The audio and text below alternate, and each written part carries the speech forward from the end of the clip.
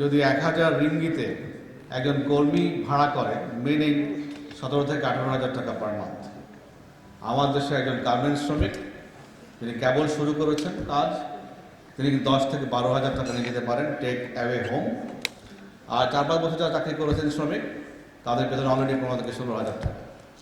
Meaning যে আগামী 4 থেকে 5 বছরের মধ্যে এই আনস্কিল লেবারের আমার মনে হয় বাইরে যাওয়ার প্রয়োজন হবে না, এবং বাইরে থেকে সম্ভবত আমাদেরকে আনস্কিল লেবার আনতে হতে পারে। আর স্কিল লেবার তো আমরা বাইরে থেকে অলরেডি নিয়ে আসছি। দেশে আমার জানা মতে 7 থেকে 8 লক্ষ স্কিল লেবার, বিদেশি লেবার আমাদের দেশে কাজ করে। এবং ইতিমধ্যে তাছাড়াও আমরা দেখেছি যে এখন থেকে আফ্রিকার গরিব দেশ থেকে শত শত মানুষ আমাদের দেশে আসছে কর্মসংস্থানের জন্য। যে আমরা যে গল্প শুনতাম 20 বছর আগে, সেই গল্পের অবতারণা করছে এখন আফ্রিকানরা আমাদের দেশে এসে। সে গল্পটা কী ছিল? যে কোনো ক্রমে একটা ভিজিট ভিসা, ট্যুরিস্ট ভিসা নিয়ে এই ইউরোপ আমেরিকা কোনো দেশে গিয়ে পাসপোর্টটাকে ছিঁড়ে ফেলে দিয়ে তারপরে ওই দেশে অভিবাসী হয়ে যাওয়ার চেষ্টা করা। এই গল্পের পুনরাবৃত্তি দেখছি কিন্তু এখন আমরা আমাদের দেশে। যদি গ্রামগঞ্জে মানুষ সচেতন হতো তাহলে কিন্তু এই জিনিসটা থেকে আমরা এখন মনে হয় আমরা খুব দ্রুতই বেরিয়ে আসতে পারি। এই জন্য একটা ব্যাপক সামাজিক ক্যাম্পেইন এর প্রয়োজন। আজকে মিডিয়ার ভাইরা আছেন, নিশ্চয়ই একটা ক্যাম্পেইন হবে, কিন্তু সমস্যা হয় এটা যে আমরা কিছুদিন পরে ভুলে যাই। এবং এই যে মাঝে মাঝে মিডিয়ার বন্ধুরা এই সমস্ত করুণ কাহিনী মিডিয়ায় তুলে নিয়ে আসেন, তখন একটা হইচই হয়, এরপর আমরা আবার এগুলো বিস্তৃত অতটা তলিয়ে যায়। কিন্তু আসলে এটাকে একটা কনসার্টেড এফার্ট দিয়ে আমাদেরকে এই সবাইকে সচেতন করতে হবে। দক্ষিণ আফ্রিকা আমি কেন যাব? আর দক্ষিণ আফ্রিকার কথা যেতে যাওয়ার পথে আমাকে ভিসা দেওয়া হলো Mozambique. Why am going to Mozambique? এখানে আমাদের প্রতিবেদনে অনেক কথাবার্তা বলা হয়েছে, আমি সেগুলো অবতারণা করতে চাই না। আমি মনে করি আমরা যে যেখানে আছি সেখান থেকে অবশ্যই দেশের ইজ্জতের কথা ভাবতে হবে, দেশের মানুষের কথা ভাবতে হবে, এবং এই সাধারণ মানুষ যারা খেতে চায়, যারা সৎ জীবনযাপন করতে চায়, তাদের প্রত্যেক ভাই বোনের পাশে আমাদের দাঁড়াতে হবে। 7 লক্ষ টাকা দিয়ে কেন আমাকে যেতে হবে বিদেশে? আমি তো মনে করি আমার এই ভাই 2 লক্ষ টাকা দিয়ে একটা টং ঘর দিলে সে মাসে 20 থেকে 25,000 টাকা আয় করতে পারে। বাংলাদেশের ইকোনমি এত স্ট্রং। আচ্ছা, রিক্সাওয়ালার আয় ডেইলি 10 থেকে 1,000 থেকে 1200 টাকা। তাহলে কেন আমার একজন ভাই জমি জমা সব লোটা কম্বল বিক্রি করে 700 টাকা দিয়ে এই অনিশ্চিত যাত্রায় গমন করবেন? উনি করতেন না যদি উনি জানতেন। এখন জানানোর দায়িত্বটা আমাদের অবশ্যই দায়িত্ব নিতে হবে। আমরা কিন্তু রাইফোর্সের পক্ষ থেকে এই চাইলে কিন্তু আমরা এই TV spot, documentary, postering, leaflet করে কিন্তু আমরা সারা দেশে এই ব্যাপারে ক্যাম্পেইন করতে পারি। কিন্তু আমি মনে করি যে মাননীয় প্রবাসী কল্যাণ মন্ত্রী মহোদয় আছেন, তারা যদি একটা উদ্যোগ নেন তাহলে বোধহয় সম্ভবত অনেক প্রশ্ন করতে পারি, তো ভাই তোমাদের কাজ না, তোমরা কেন করছো? আমরা দেখি অনেক সময় ভালো কাজ করতে গিয়ে আমরা একটা প্রশ্ন করি, ভাই এটা তো আপনার কাজ, আপনি কেন করেন? আর আমার সময় করি এরকম যে কাউকে না দায়িত্ব দিতে হবে, তো somebody has to come forward। তো সেই জন্য আমরা অনেক কিছু করি এবং আমরা এই কথা শুনতে হয়। হ্যাঁ, অনেকে বলে হ্যাঁ ভালো কাজ করেছেন, ভেরি গুড। অনেকে বলে যে ভাই এটা তো আপনার কাজ না, আপনি কেন করছেন?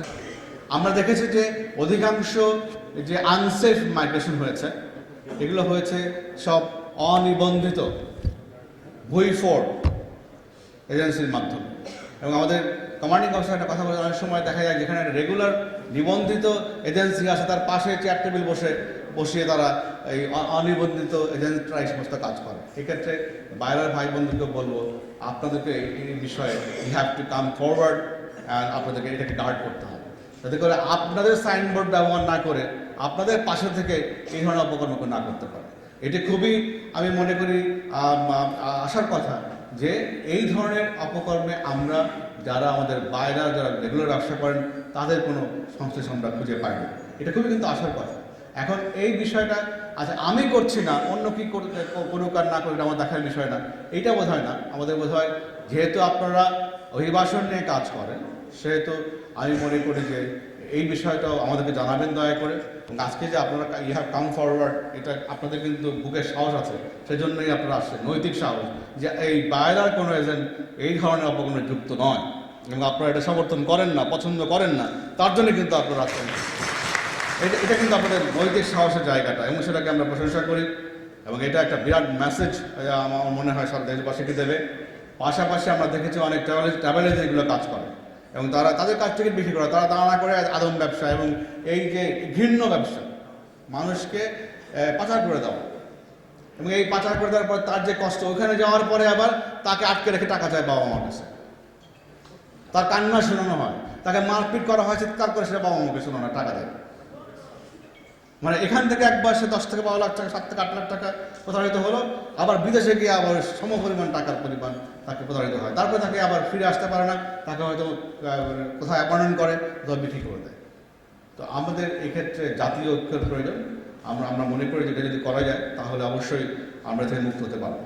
আমাদের সেকেন্ড লার্জেস্ট রেমিটেন্স আসে হচ্ছে এই ক্ষেত্র থেকে, গার্মেন্টসের পরে। আজকে $32 বিলিয়ন যে আমাদের রিজার্ভ রয়েছে, তার মধ্যে $15 বিলিয়ন রয়েছে ফ্রম গার্মেন্টস অ্যান্ড $13 বিলিয়ন রয়েছে from remittance. So that is একটা সিম্পল সামেশন অঙ্ক।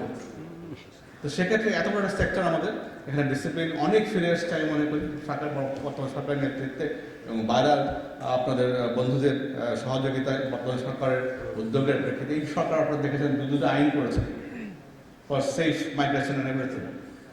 তো সে এই উদ্যোগের কারণে ডিসিপ্লিন আমাদের এখানে ফিরে আসছে।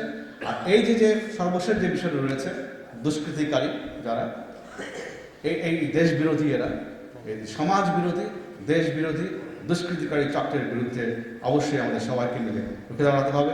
এবং একই সঙ্গে আমি মনে করি যারা এই ধরনের এই যে আইনটি হয়েছে বর্তমান সরকার করেছেন, এই আইনটির সাজা সর্বোচ্চ সাজা হচ্ছে 12 বছর। এখানে আমার বিনীত নিবেদন মাননীয় প্রবাসী কল্যাণ মন্ত্রী মহোদয়ের কাছে, এখানে অবশ্যই মৃত্যুদণ্ড উন্মুক্ত।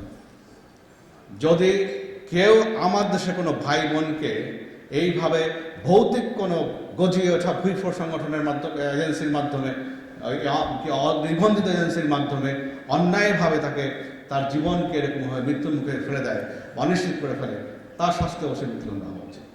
আমার দেশের অনেক বড় অপরাধ যখনই মৃত্যুদণ্ড আইন সংশোধন করা হয় তখন বন্ধ হয়ে গেছে। একসময় এক্সিট ছোড়া এখন নাই, কারণ হচ্ছে যে মাত্র 6 জনের আদেশ হওয়ার পরে বন্ধ হয়ে গেছে মৃত্যুদণ্ডের আদেশ। আমি জানি না এখানে সালমা আছেন বলতে পারবেন, সেগুলো আমি সর্বশেষ মনিটরিং করি না, আমার কাছে নাই এই 6 জনের আদৌ আজ পর্যন্ত ফাঁসি হয়েছে কিনা। আমার জানা মতে 6 জনের মৃত্যুদণ্ডের আদেশ হওয়ার পরেই বাংলাদেশ থেকে এসে চলে গেছে।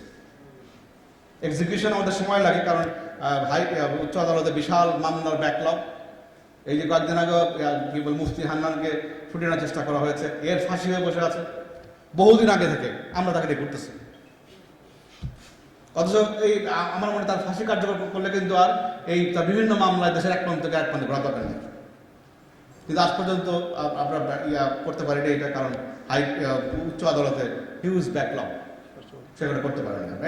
অনেক সমস্যা আমরা অতিক্রম করে আসছি মাননীয় প্রধানমন্ত্রীর নেতৃত্বার কি বলে বিজ্ঞতার কারণে, রাষ্ট্রনায়কোচিত ভূমিকার কারণে। আমরা মনে হয় এগুলো একসময় সমাধান হবে, কিন্তু আমরা অবশ্যই চাইব যে যখন আমরা একটা পর্যায়ে গিয়েছি তখন সবাই মিলে সরকারের উদ্যোগগুলোকে সমর্থন করতে হবে, যাতে করে আমরা দ্রুত এ থেকে বেরিয়ে আসি। শুধুমাত্র সরকারের দায়িত্ব নয়, শুধুমাত্র জনগণের দায়িত্ব নয়, আমাদের সবাই সম্মিলিত প্রচেষ্টার মাধ্যমে করতে হবে।